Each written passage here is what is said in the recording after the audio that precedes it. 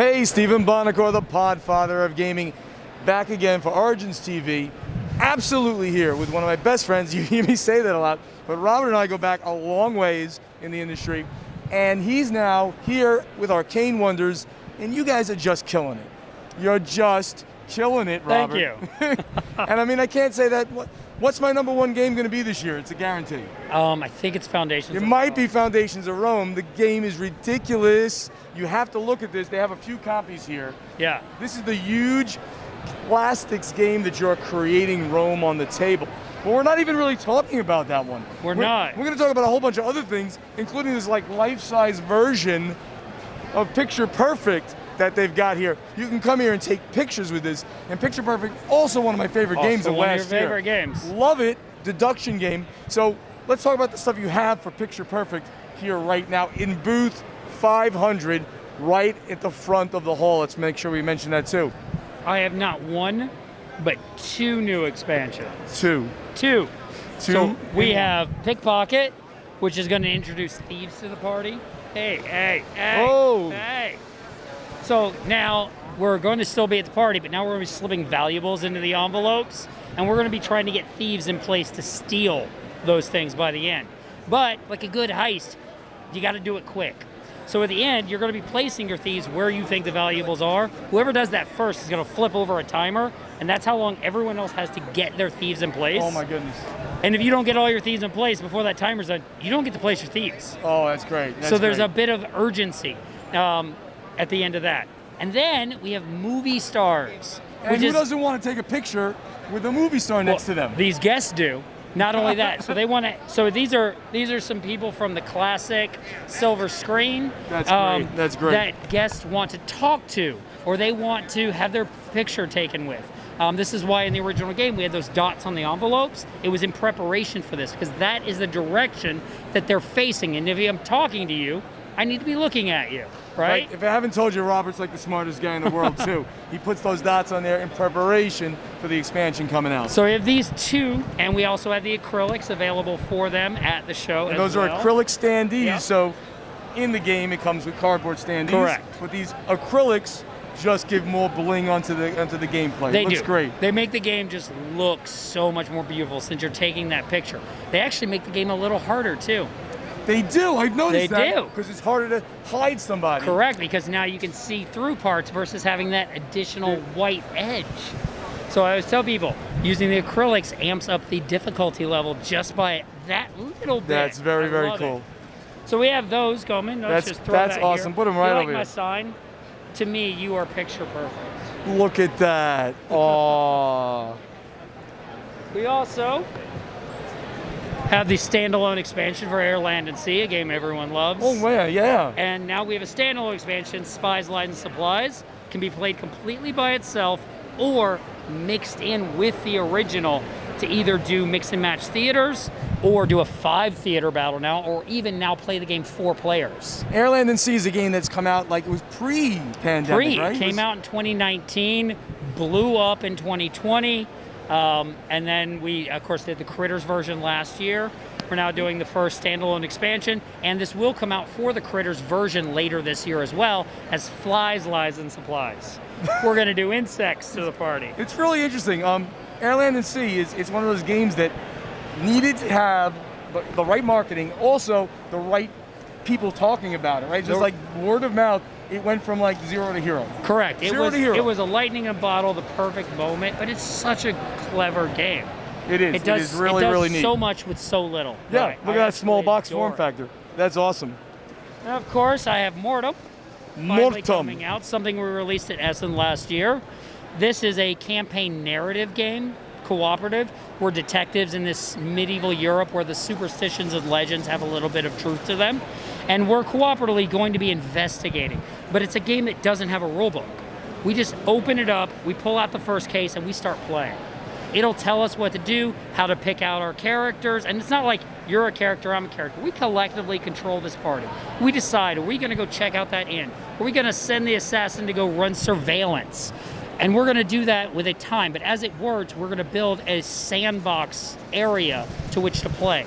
So think kind of an RPG style narrative, like a video game. but we're going to have time restrictions. So by the end, we're not going to have done everything. But we're going to see, did we find out enough information to move to the next case, or should we go back and explore the world a little more? The intro, the first scenario is going to run you about an hour and a half, 2 hours, but the other 2 scenarios in the box are about 3 to 4 hours. But really nice. Yeah, so you've got about 10 hours play here, but you can pause the game, you can do a save state and come back. So it gives you that RPG feeling without all the dice rolling and the minis and all that. Just in a narrative storytelling adventure. I can't tell you how much I love storytelling games. Games that will literally tell a story as they unfold. Correct. So I like all of these detective style things that have come out recently. Yeah. They're just beautiful to play with a group of people and a glass of wine or something like that, and you just enjoy a storytelling evening. I say it shares a lot of the same DNA with things like Detective or Chronicles of Crime, but it also shares a lot of DNA with things like the Exit series, in that it's telling you what to do. And then it shares a lot of DNA with things like Gloomhaven and Folklore. So it's all of that just put into this single you just mentioned open box. You just mentioned like 10 of the best games out there. So really some good stuff in that box. And then finally, something that everyone's looking for right here, right now. Yes, Mobile Markets finally arrives on U.S. shores properly. So this is the follow-up to Smartphone Inc. It is not the same game. It's not an expansion. It is its own unique game. Whereas Smartphone Inc.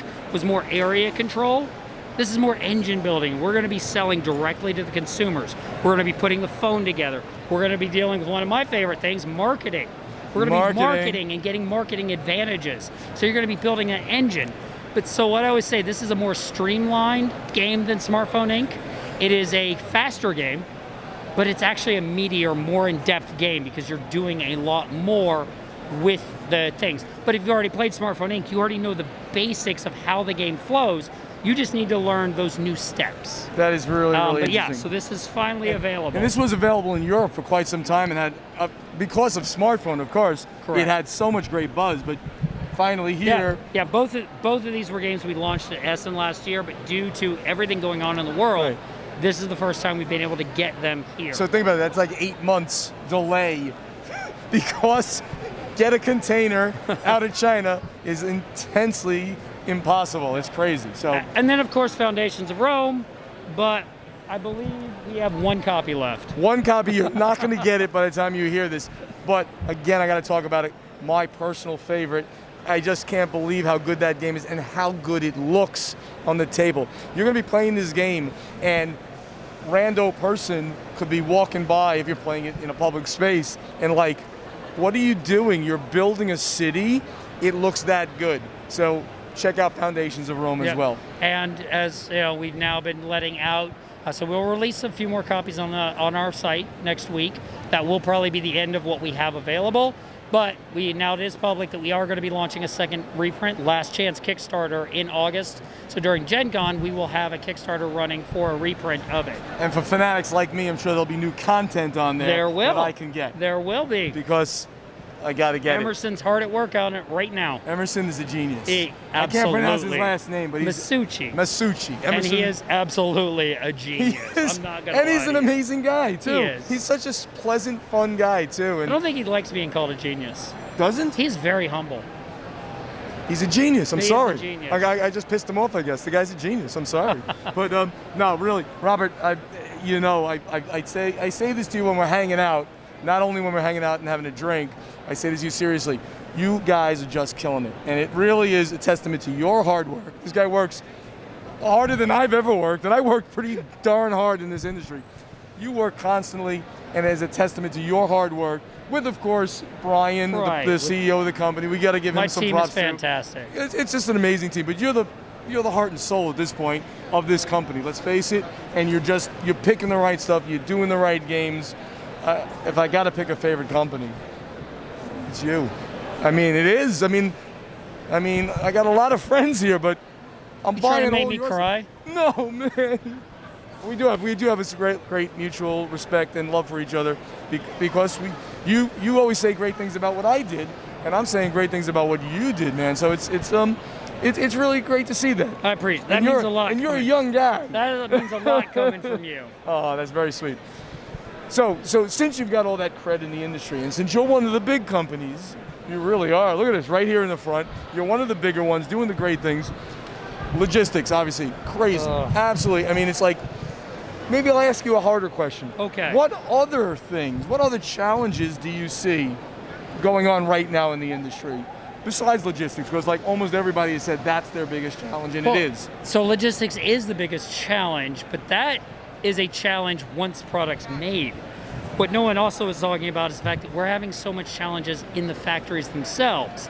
There's a lot of backlog there from a lot of things that got backlogged during the pandemic. China shut down shutdowns. for a month recently again. Correct. Unbelievable. And unfortunately, so that affects the logistics. So while we might get lucky and we might get a couple containers that are actually not the worst price in the world, we have to book those in advance. And then if suddenly our factory says, well, we've got to shut down for 30 days because of the policies here, we lose those containers too. So that's actually the other thing, and the rising cost of goods to produce. Everything here that you see, I'm gonna just go on a limb, costs 20% more to make this thing than it did 4 years ago. That is a Not a bad underestimate. And that's an underestimate. That is an underestimate. I don't got to do this anymore. So that is the other challenge, that shipping gets all the notice because of, Kickstarters and things like that. But a lot is also happening to us publishers before we even get to that step right now. And it's causing us to go where, like for example, I might be like, with normal timelines, I might have said, this is going full retail by now, in normal times. And now I'm saying, this probably won't go full retail until November. Wow. That's how much of a delay the manufacturing side has caused. And then you factor in the shipping side.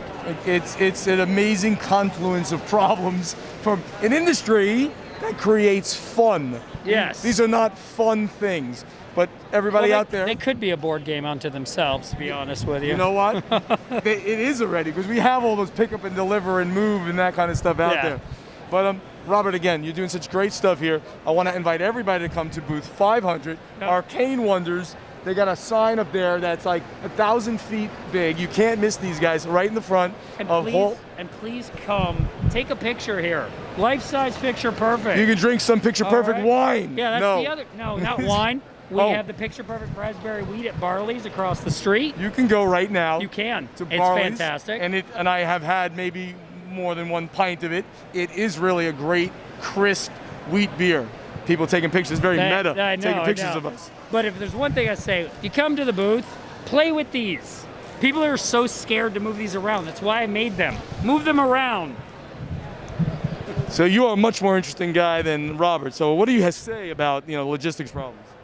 Come play with these things, take pictures. This is like the life-size version of Picture Perfect going on right here. Yeah. Robert, again, thank you so much. Thank you for everything you do. It's been a pleasure talking to you here. You too, sir. You got to come and hang out at Arcane Wonders, booth 500. Talk to Robert, take some pictures, play some games. This is Stephen Bonacore, the Podfather of gaming for OriginsTV. See you next time.